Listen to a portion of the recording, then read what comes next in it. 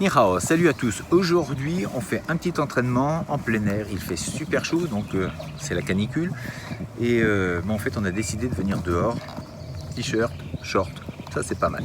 Donc là, c'est un exercice sur les Twisho. Le but ici, c'est on est dans un espace vert. On ne connaît pas cet endroit, c'est la première fois qu'on vient là. Donc il y en a un qui ferme les yeux et qui doit identifier les obstacles simplement. Quand son partenaire bouge, on essaye de vraiment identifier les obstacles et de ressentir ce qui se passe. C'est le but un peu des Twisho.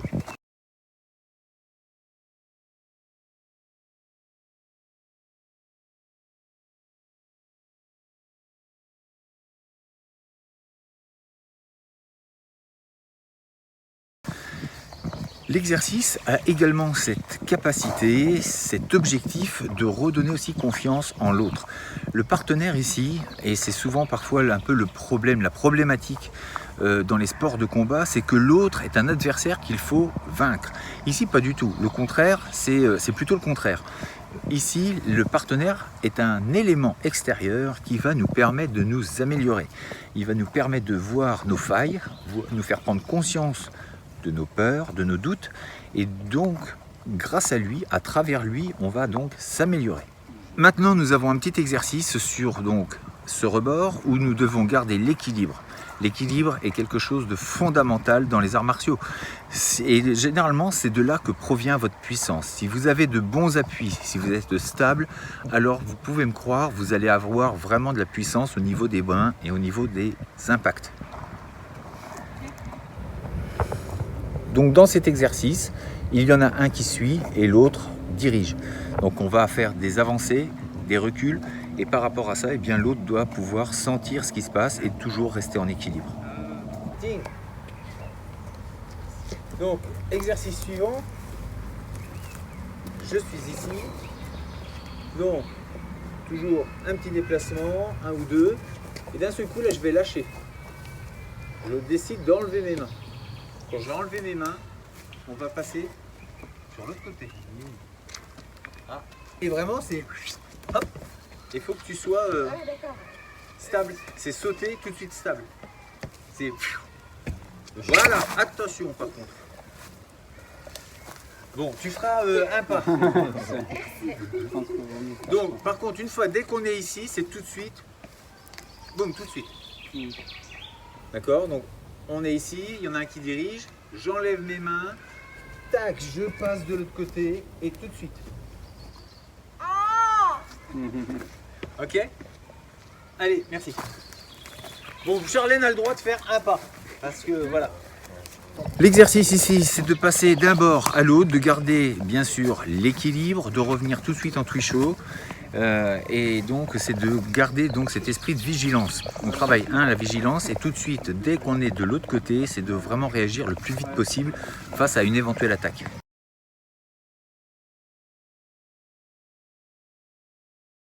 Donc là le travail reste le même, mais une fois de l'autre côté, on a le droit de se pousser, de se déséquilibrer afin que l'autre puisse tomber.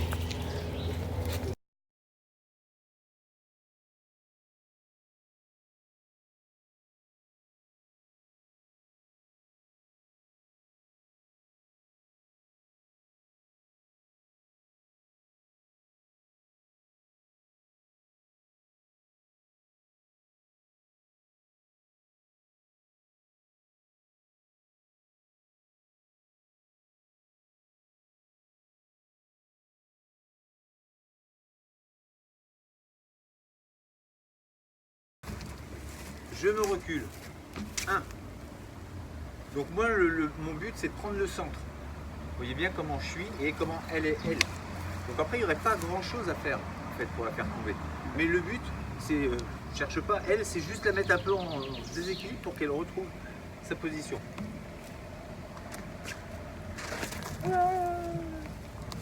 Je suis ici, je m'enlève. 1. Ok. Donc la même chose. C'est pas ça. Tant pis si on tombe, mais là il y a une menace. Si vous êtes en train de faire, boum. Donc je préfère.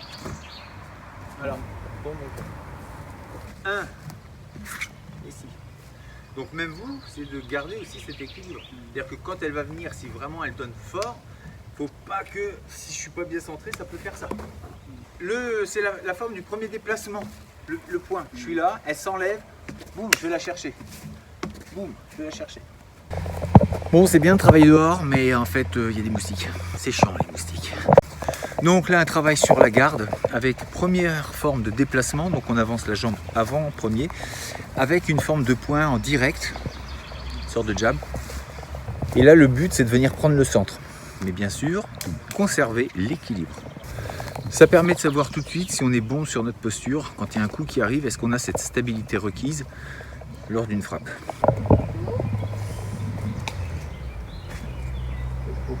Voilà, écarte pas trop. Écarte pas trop. C'est devant. Là, t'écartes là, tu vois.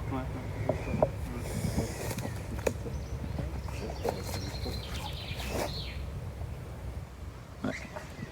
Là, le problème, c'est que si tu restes comme ça, tu prends le coup. Ouais, ça, mais ça, c'est... Ouais, mais en fait, quand ça arrive, toi, c'est de projeter vers l'avant. C'est tu vas vers l'avant. C'est pas aller là-bas, c'est aller vers l'avant. Quand il y a le coup qui arrive, c'est projette devant.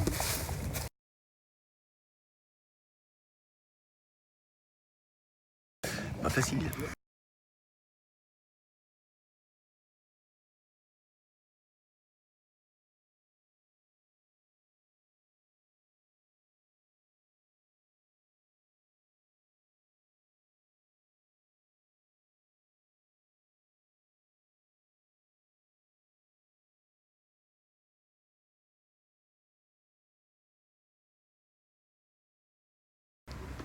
Quand elle vient donner ce coup là, quand tu as reculé, tu viens ici, toi tu as tendance à faire ça. Non, là c'est pas bon. Là, tu fais ça, deuxième. Qu'est-ce qui se passe dans le deuxième coup de poing généralement? Elle a fait le premier, si je fais ça, généralement il y a quoi qui suit derrière? Sur les déplacements, que ce soit en avançant, en reculant, c'était 1, 2. 1, 2. Ben là ça va être pareil, si elle fait son mouvement 1, 2, je recule, 1, boum. Je dévie, ça passe. C'est sur mon déplacement, je suis ici, 1, je recule, elle fait 1, mais là si elle veut faire 2, c'est plus chiant. Là ça ferme. Et là il va falloir qu'elle fasse soit, voilà. La main elle reste devant, c'est un pare-feu.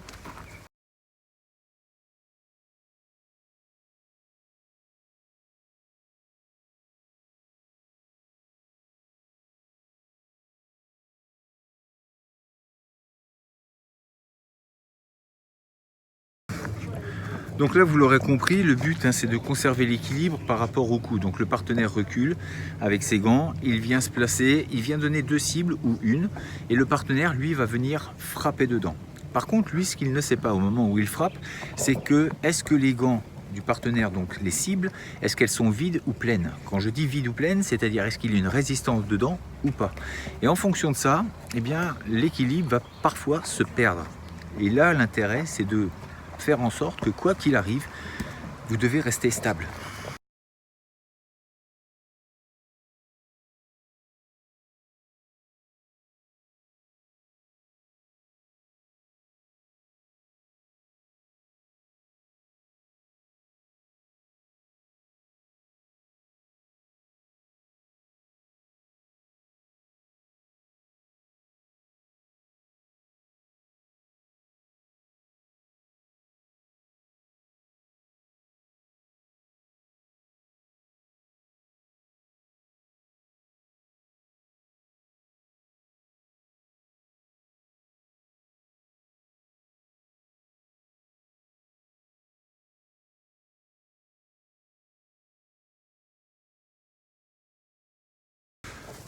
Maintenant, petit travail justement sur un terrain qui est un peu accidenté, donc la forêt, ça nous enlève un petit peu des salles, ça nous remet un petit peu dans le contexte, donc dans une certaine réalité, parce que dehors, on va pas être sur un tatami pieds nus, donc on sera forcément avec des chaussures et plutôt dans ce genre d'environnement.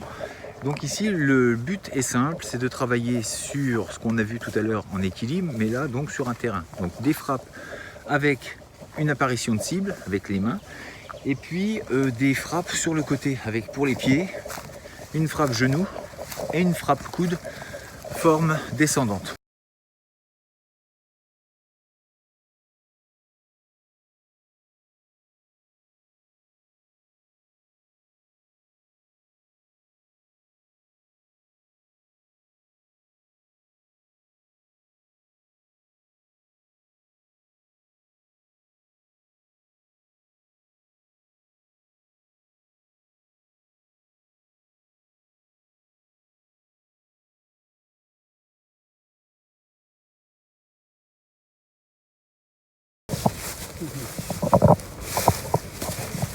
Alors évidemment, il y en a qui n'ont pas le matériel, ils n'ont pas leurs gants, et bien tant pis, on fait sans. La pratique, on doit s'adapter. Vous n'avez pas vos gants, vous faites sans. Alors ça fera plus mal, peut-être, c'est possible, mais vous avez aussi la possibilité de taper moins fort. On n'est pas obligé de taper comme des bourrins. Le fait de ne pas taper fort, on travaille autre chose, différemment. On peut travailler vraiment sur la sensation, ressentir ce qu'on fait, voir si nos appuis sont bien disposés. Donc matériel ou pas, on fait, on ne trouve pas d'excuses.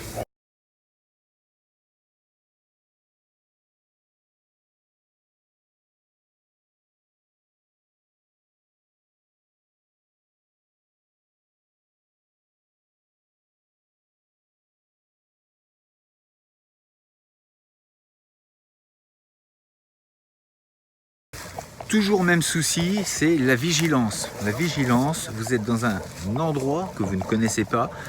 Ici, le terrain il n'est pas adapté. Enfin, en tout cas, c'est plutôt, il y a des trous, il y a des branches, il y a des bûches. Il y a pas mal de choses. Et puis, il y a des arbres surtout. Dans une forêt, ceci dit, c'est plutôt normal. Et bien ça, vous n'avez pas le temps de regarder. Vous êtes dans votre combat, on n'a pas le temps de regarder ce qui se passe autour. Il va falloir que tout en étant avec son partenaire, donc au moment où il nous attaque, il va falloir avoir cette vue d'ensemble, cette vue périphérique, comme on dit, d'avoir un petit peu cette vision de voir ce qui se passe. Et ça va nous servir surtout, c'est le jour où on va être attaqué contre plusieurs agresseurs, et non plus partenaires ce aussi, mais contre plusieurs agresseurs, on va normalement pouvoir voir s'ils sont plusieurs et comment ça se passe, et surtout de se mettre en protection par rapport à toutes ces personnes qui viennent vous attaquer.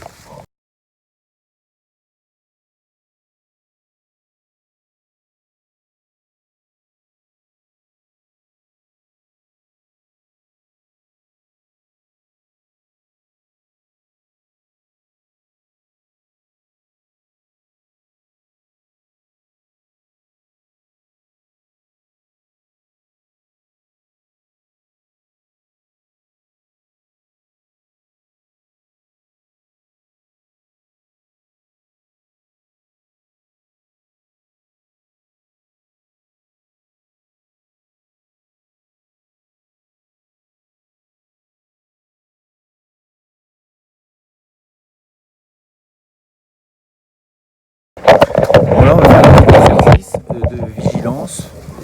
On s'arme d'un bâton. On va les taper.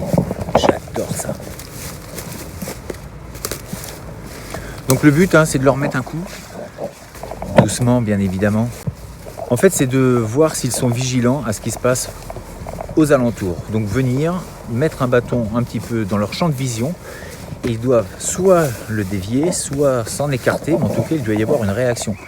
Si effectivement vous êtes ici et qu'il y a un bâton qui se pointe là et que vous êtes toujours en train d'être dans votre action et que ce bâton se balade, forcément dans la réalité ce bâton il serait sur le coin de votre nez si c'est un bâton, et puis si c'est un couteau c'est un peu pire.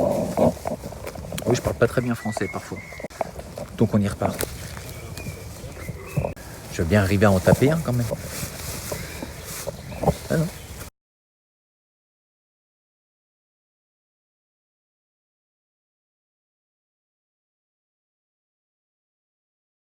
Pas mal, c'est pas mal.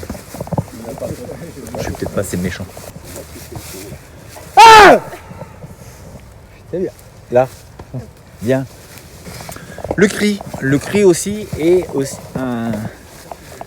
une façon de créer une faille psychologique ou ce qu'on veut, mais en tout cas le cri permet de se libérer. Et ça, vous verrez, il y a des gens qui ont du mal à crier, alors que c'est pourtant quelque chose de naturel. Alors c'est sûr que si vous commencez à brailler toutes les 2 secondes, bon là, il y a un problème psychologique. Mais utilisé à bon escient et avec parcimonie, eh bien vous pouvez créer un trouble chez votre assaillant. C'est-à-dire au moment où vous poussez un cri, mais bien sûr qu'il faut vraiment se donner au maximum, si ce cri est poussé correctement, il crée une surprise. Et c'est à ce moment-là que vous pouvez passer une technique, un coup, enfin ce que vous voulez. Il y a plusieurs petits trucs comme ça. Je ne vais pas tout dire. Hein. C'est des secrets de grande école. Il faut payer des milliers d'euros pour avoir les secrets. C'est quand même des secrets, quoi.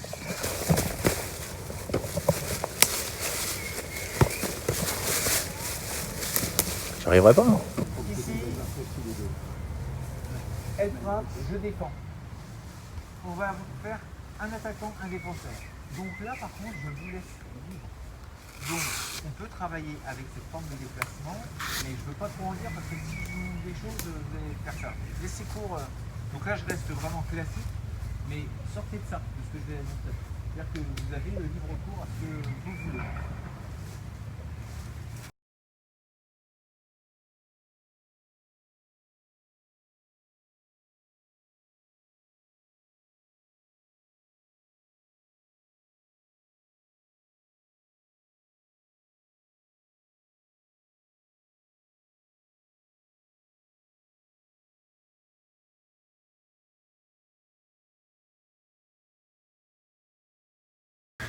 Donc là, les instructions sont simples, il y a un attaquant, un défenseur. Donc là, la plupart des gens, qu'est-ce qu'ils font? Ils vont se faire avoir par rapport au bras. Ils vont me donner que des coups de poing. J'ai bien dit un attaquant, un défenseur. Donc on peut vraiment faire ce qu'on veut. Ils n'ont pas forcément non plus de rester face à son agresseur. Et on va voir ce que ça donne.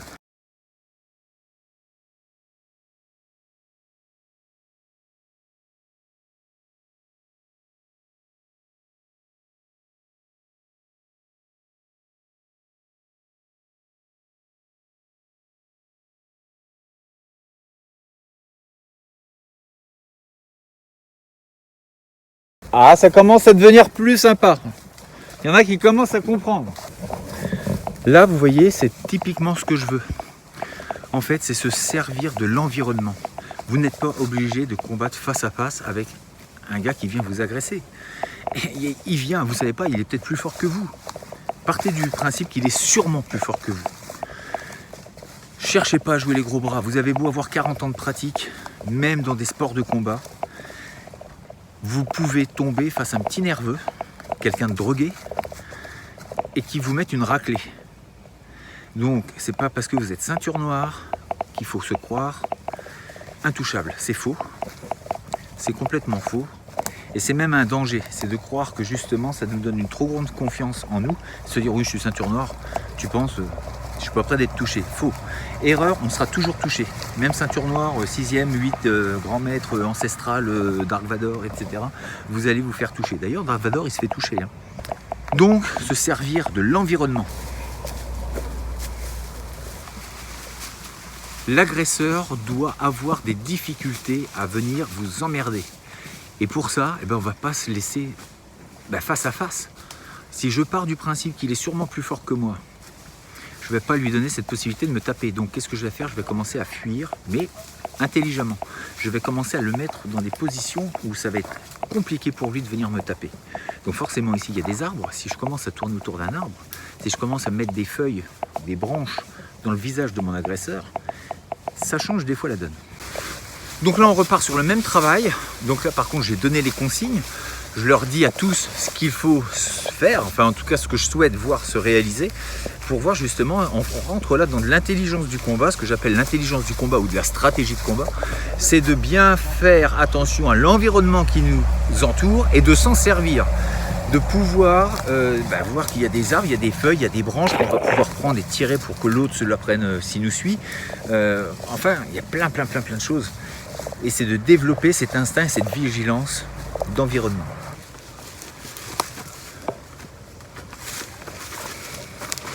Donc là on voit vraiment qu'ils se servent maintenant des arbres, de tous les objets qu'il y a autour. Certains parfois même ramassent un arbre Ludo, une branche, des feuilles qu'ils vont pouvoir jeter au visage. Bon, la branche ils font attention, on en a déjà perdu 3, ça sera embêtant quand même. travaille sur la résistance mentale. Quoi qu'il arrive, je tiens. J'ai mal, c'est lourd, mais je tiens.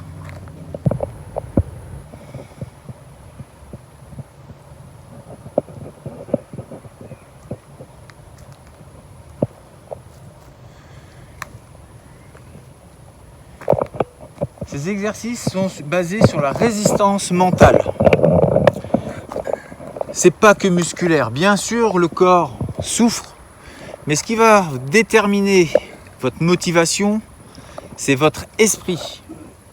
Oui, le corps va souffrir, c'est vrai, mais votre mental doit être déterminé. En fonction de ce que vous allez faire dans votre vie, ce sera pareil.